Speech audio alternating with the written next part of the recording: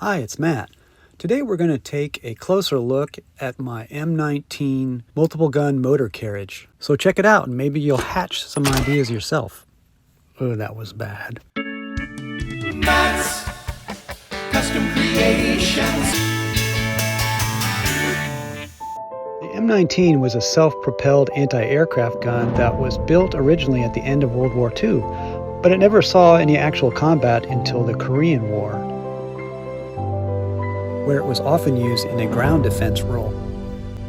Looking down into the turret, you get a better view of the twin 40mm Bofors guns and the folding seats on either side of it. Let's take a look at the suspension, and you're kind of getting a view of the shocks and suspension that I try to simulate.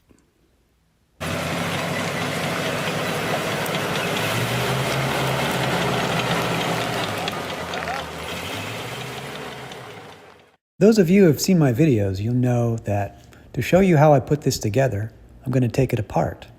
Let's start with the ammo itself.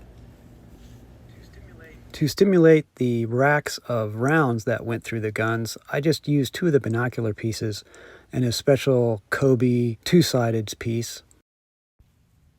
I'm going to remove the whole back upper structure and we'll just set it aside for a little bit to show you this interesting feature of the M19.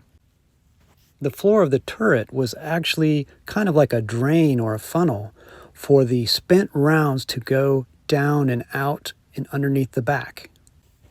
So to represent this, I used an upside down radar dish and an outer ring of quarter round pieces. We'll take those off.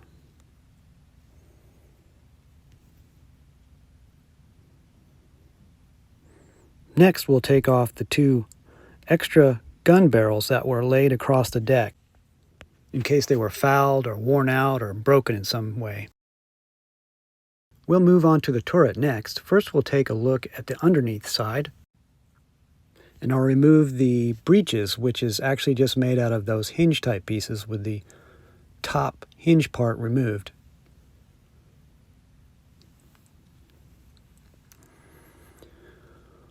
Take out the rest of the double gun. Next, we'll remove the shielding.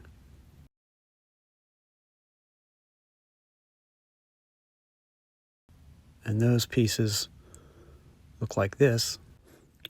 Here's another look from the top of the gun mounting without the guns there.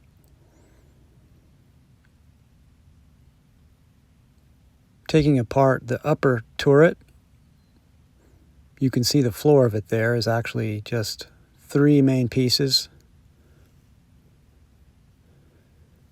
The back corners are kind of complicated. You can see the top of a turntable type piece and some tiles. There's another view of the bottom and the gas tanks that go on the boxes in the back. Now back to the chassis. I'm going to remove parts of the back deck, and you'll see the secret to the treads. They are actually just flexible brick tape that I cut to length. I'll remove one of the road wheels to get a better look at the pieces I use for the suspension and the bogie wheels. While I'm looking at the chassis, I want to point out this piece that is 3 studs across. The way that the turret assembly attaches is on this stud and this stud. I'll grab it and you can see that connects with this and this. Now I'll take off the exhaust pieces. Oops, the brackets were actually mounted a little bit too high.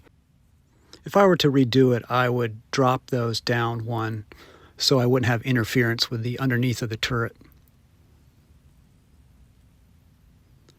You can see here this piece is actually just floating over the tread.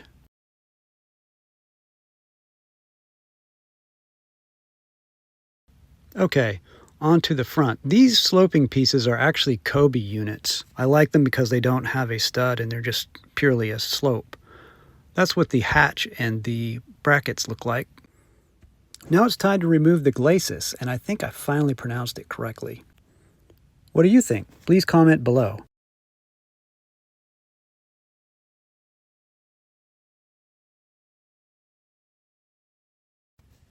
Now here's a look down inside the front of the tank, and you can see that I use that special piece that I often go to. It's from an F-15 kit.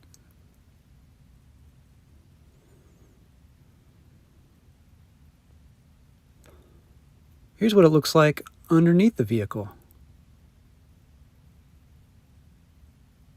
Notice I use hinges on the front and the back to slope up those pieces.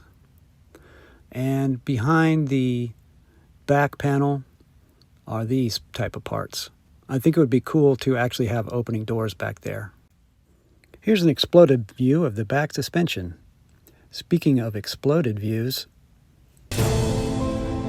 I hope you enjoyed this video as much as I enjoyed making it. Please subscribe to see more military vehicles, and be sure to like and share. Thanks a lot, y'all. Bye.